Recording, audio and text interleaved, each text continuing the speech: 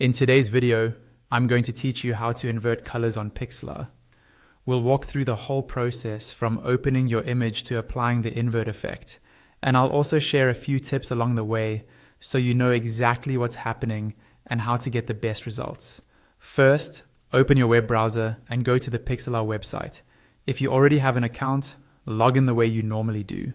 If you're not logged in, you can still follow along. But signing in is helpful if you want to save your work online or come back to it later. Once you're on your Pixlr dashboard, look for the option called Pixlr Editor. This is the more advanced editor that gives you access to layers and detailed adjustments, which is exactly what we need. Click on Pixlr Editor to launch it. Next, you'll need to bring your image into the editor. You can either upload an image from your computer or select one from your recent files if you've used Pixlr before.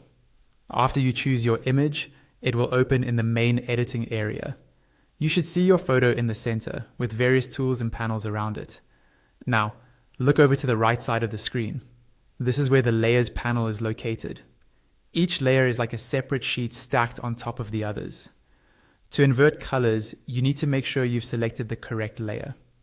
Click on the layer that contains the image or part of the image you want to invert. You'll know it's selected when it's highlighted in the panel. With your layer selected, move your attention to the top menu bar. Up there, find the option labeled Adjustment. Click on Adjustment to open a drop-down menu of different editing tools. From this list, choose Invert. As soon as you click Invert, Pixlr will automatically flip all the colors on the selected layer to their opposites. For example, light areas will become dark, and blues might turn into orange tones, depending on your original image. Take a moment to zoom in and check the details.